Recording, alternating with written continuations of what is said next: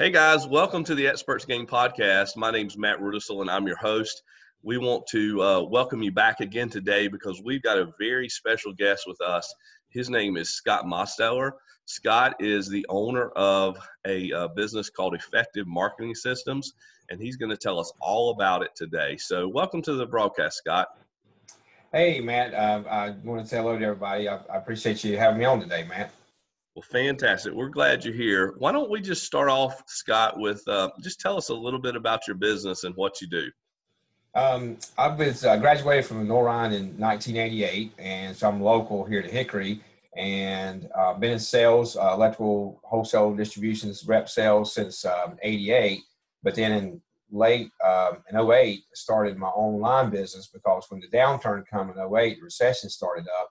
I was like, this is not going to be too good, so I better have something else going. So I started building websites, affiliate marketing, selling a few products online. And then in 2012, I started working with a customer on the e-commerce site. So I've been getting really good at e-commerce. 2013, started Amazon. So I had e-commerce sites going for myself and for customers, and also an Amazon for myself and customers. So I've been heavily involved in the e-commerce space since 2012, 2013, but I also help local businesses with their marketing too. A lot of business owners, they're especially small business owners, so busy running their business, they don't have time for marketing. So what I do is we discuss what they want to market, how they want to go to market, then we do it online. And so it's like my tagline here the last year or so has been, hey, if you can't do it, hire a professional. So that's what they hired me to do, their online marketing. I know what I'm doing. Hopefully I know what I'm doing. Been doing it for 12 years now. So know what they need to hire a professional to get things done. So like I said, if you got an electrical problem at your house or a plumbing problem at your house, if you don't know how to do it, then you need to hire a professional.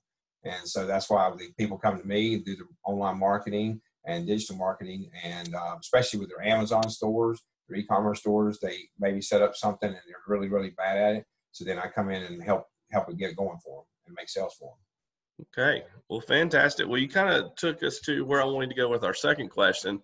I was going to ask why you chose that business, but it sounds like a lot of it came out of necessity. You maybe saw how the market was going and you felt like you needed to jump in and take advantage of some of that. One thing that you did say that really spoke to me a lot was the fact that you said you, at any time, you had your own stores going and you had customer stores going. Right. So it sounds like you're a proponent of don't put all your eggs into one basket, so to speak. Correct. Tell us about how challenging that can be sometimes. Oh, absolutely. And I'm a byproduct of that. I had it personally happen to me. Like I said, I was in wholesale electrical distribution sales, but made a decent living. Then when 2002, that recession hit, I had 3 big customers and they were all in the same type of industry. And I went from the old proverbial hero to zero in 1 year because I was really doing very well. And then 2002 hit and that recession hit in 2003. I had no money and I had all my eggs in one basket. Like you said, I literally, so then I was like, that's not going to happen to me again. So like I said, in 08, 09, when that recession hit, I'm like, I got to have something else going. And then that's why I do local marketing and e-commerce too now. So I do both. And so that way I don't have all my eggs in one basket. I'm not specifically in the one specific area or that, but I really enjoy e-commerce and Amazon, and I've been in sales my whole life, so I really enjoy just selling, helping people sell stuff is what I was saying. So, okay. Yeah. Well, fantastic. I think you came right out of the gate with a lot of great information. So I'm trying to remember all of it because I want to get to each individual part of that. The recessions that you talked about, they're very similar to what we're kind of going through right now.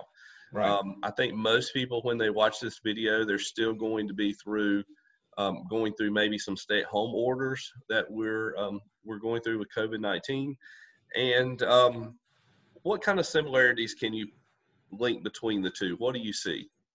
Right now, from the 02, 09 to now, it's very similar in that, you know, the economy is down and you got to create ways to how do you create ways of creating income, right? And so, you know, this time, you know, here we are 11 years after '09, the last big recession we had, and everything's digital now. So you look at where our technology's advanced in the last 10 years, it's huge, right? Versus '02 to '09, the technology advance wasn't as much. So that's been a big difference, and that's where people, even a lot of business owners are coming to me now, said, hey, you know, our brick and mortar's gone now or closed. How do I keep sales open? And so now, fortunately for them, if this would happen in '02, '09, they would have had to shut the doors. They literally would have had to shut the doors. Whereas at least now with, I have one restaurant customer, and at least we got DoorDash, takeout orders, online orders, Grubhub, so he can still sell products. Now he can still sell his food, and they not have him dine in. Now his sales are down, but he didn't have to close the doors. And that's the difference, is now people's had to learn to create a way to create income. And with the digital space, it's a lot easier and a lot faster to get to market. Okay. Yeah, I mean, great advice there. I think the creative aspect is what's needed. I have been able to teach a lot over the last few months, and I think a lot of that has to do with the fact that, you know, we are that digital society now. We have that ability to use these technologies to our advantage. It's nice to see that some businesses are able to do that. Unfortunately, there'll probably be a few out there that don't have that creative, you know, aspiration, I guess. And unfortunately, they will probably not make it like some of the other ones out there. But I'm glad that you're helping people do that. I know the other thing I think I pulled out of that was the fact that you know what you're doing. You've been doing this for 12 years. You've been able to see things that have worked and that haven't worked. Absolutely. And a lot of business owners, sometimes we don't see that because we're looking at it with, you know, blinders on our sides. We only see what's in our business. So you're able to come in as an outsider and kind of show them, hey, this would work better in your business. And I think that hopefully has benefited you in the past. Oh, that's huge. I tell my customers all the time, and I work with some manufacturers and do their e-commerce and their online. And I tell them, I said, I'm your best marketing agent. And they look at me like, well, what are you talking about? I said, because you just said it, Matt. They know what they do and they're very good at making their product, and they think, oh, all the customers need to think this way. They don't know what questions to ask, you know, whereas I'm coming in there, I don't even know what this is or what this product is or how it's used or how to size it or how to do whatever. Then I come in there and like, oh my gosh, well, why don't you have this on your website? Well, I don't need it because they should know that. No, they don't know that.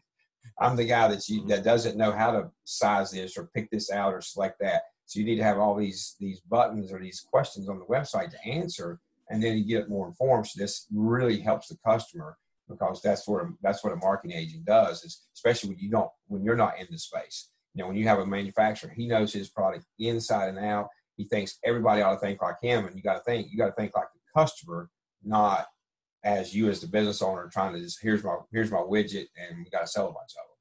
So it's a lot better that way. Yeah, I was listening to Shark Tank the other night, and Barbara made a comment on there that the business owner should be that marketer. The business owner should be the number one person that markets their business. And I don't necessarily agree with that all the time. I feel like the business owner is going to be different in every scenario. They need to be the one that's good at what they're good at. Some of them are good at marketing, but some of them are good at making the product, like you said. Some of them are good at maybe the sales. Some of them are good at whatever. But it's just like hiring, like you said earlier, a plumber or an electrician at your house.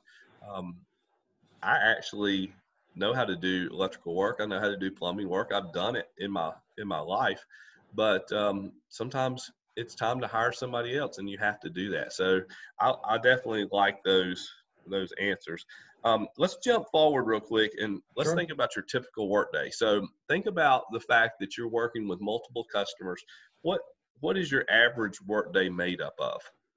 It varies because it's online. So, I start my day 8:30 in the morning, and sometimes I don't quit till very late, Mhm. as you know, Matt. But there's some freedom in there because, like I said, as I'm meeting with customers on the phone or on Zoom now, and talking to them, working with them, sharing screens, showing them what to do, hey, we need to change this on the website or change this on Amazon or just whatever we need to do. Zoom really does help out with that. So there again, that's that technology advance I was speaking of, that we didn't have that advance in '09, or Mhm. even 2-3 years ago, we didn't have this. So this is really, technology has really helped out a lot with helping people. But I work a lot, but I don't mind it. And I truly, it's not that, hey, I just like to help people. I truly enjoy helping people grow their business. And if they're growing their business, it's growing mine. So we both grow at the same time. So I am invested in them to help them grow their business. So they help me grow my business. So it's a win-win situation. Correct. Yeah. Correct. Correct. Okay. Well, Absolutely. fantastic. What do you think is the one thing? Maybe there's multiple things, but what's the one thing that's made you the most successful in what you do? Just persistence, honestly, just staying at it, just persistence and staying hard at it, and being willing to fail. I have, like you said, and Matt, you as a business owner too, know that we've all made mistakes. We think this will be the greatest thing since sliced bread, and it turns out not to be. And we've all done that as business owners. But being afraid not to fail and trying new things, trying new ways, listening. I'm constantly learning from others. So I listen to you, Matt. I listen to other. As the old saying goes, why try to do something yourself when you can stand on the shoulders of giants, right? So I would prefer to stand on somebody that's been there, done that. So I'm constantly, when I'm working for customers or doing work for myself, then I'm constantly listening to national speakers, reading some books, just educating myself all the time. I pay for courses regularly to get educated because they're out there doing things I'm not doing. So if I can see that it's helped me or my customers, then absolutely, I'm going to implement that in my business. So I'm constantly learning all the time, and I'm constantly, staying. Just I think the biggest thing is learning and staying persistent. Just staying persistent, consistent. Correct. Yes, it's funny you said that. I knew the learning aspect was going to be your answer there because I've had the pleasure of knowing Scott for at least probably 15 years, and that is one thing that I know that he does. He learns, he studies, he watches a lot of courses. He learns from some of the greatest people in certain avenues, and I've always been under the impression that even if you're teaching things, you can always learn something from someone else. And this week, I've had the pleasure of doing that with my own courses. I probably have learned more in the classes that I've taught, this week than from any place else. So I'm constantly learning. I think that that's very, very important. And what's also ironic is the persistence that you mentioned. I teach a goal setting course, and in one of my action plans, that's the number seventh thing that you should do: persist. It's really 90% of all your goal setting is that final persistence. Mm-hmm. You've heard in life that actions speak louder than words, and that's true. And I'm trying to keep up so much. You're giving me so much information today, so I'm trying to remember all this stuff so I can mention it back again, just so our listeners, make sure they get it. This is really, really important, and the learning, the persistence, the action. There's so many things that are going to be important into helping you grow your business and helping you sustain your business as well. So let me ask this question. It's a little challenging. If you had to start all over today with nothing, what would you do in the next 30, 60, 90 days to get back to where you are right now? Oh man, that is a good one. That is a good one. Based on what I know now, um, I would probably initially, to get in 30, 60, 90 days, I would pick a niche. I do some research, pick a niche and a product, and really just hone in on that one product, not 40 products, because again, I've been there, done that in a niche, but take that one product and see how many I can sell that one product, or in a niche where local marketing, I could help that, like let's say, just for example, HVAC contractors, or just help those, how many of those guys could help with their online marketing. Is be really niche specific and stay very specific for 90 days and then reassess after that. Is this going to scale or is it not going to scale? And one of the things I've learned, and unfortunately this is a negative for persistency, is you hang on to something too long. And after 6 months, and I had one of the, again, I pay for this stuff in counseling, people coach me as well. He said, hey man, after 6 months, if that product's not selling where you want it to be, kill it. You see, you're not married to it. You're not living with it. It's a product. He said, if it's not doing what you need it to do, 6 months, done, move on. Get rid of it, sell it out, get rid of it, and move to the next one that's going to make you some money. And that's what I would do. That's what I would do. Yes. Wow. That's good. That's good. I've heard you say it a couple of times now that you should be willing to fail. And I think that's very important, because a lot of entrepreneurs don't necessarily feel that way. They feel if they fail with one little aspect, then they failed as a whole. No. But that's not true. So tell us why. Well, it's there again. I'm speaking from experience, and in being in sales my whole 32 years now. When you're in sales, you try different things and see if they work, and sometimes they do, sometimes they don't, and you just don't take it personal. And I know it's your own personal bank account when it's your product or service or whatever you're doing, but you just can't take it personal. If that customer doesn't buy from you, and maybe that's coming from my sales experience, if that customer maybe just don't need it today. Maybe needs it 6 months from now, or maybe just don't like your product. That's fine. You just can't take it personal. There's too many people out there and too many customers that we got more people to sell to, and just keep going. And that's what you got to do. You got to be willing to fail. And you and I talked about this in our classes, Matt. And you just, what's the old saying goes, you don't have to get it perfect. You just got to get it going. And that's what you have to do, is just keep things moving, keep things going. And keep moving versus, oh my gosh, this one little setback, I'm crushed. I didn't dot this I. So what? Move on and keep going. That's what you got to keep doing. Yes. Okay. Great advice. Great advice. Tell us one thing that most people might not know about you right now. Maybe it's a hobby or a special interest, something that you do.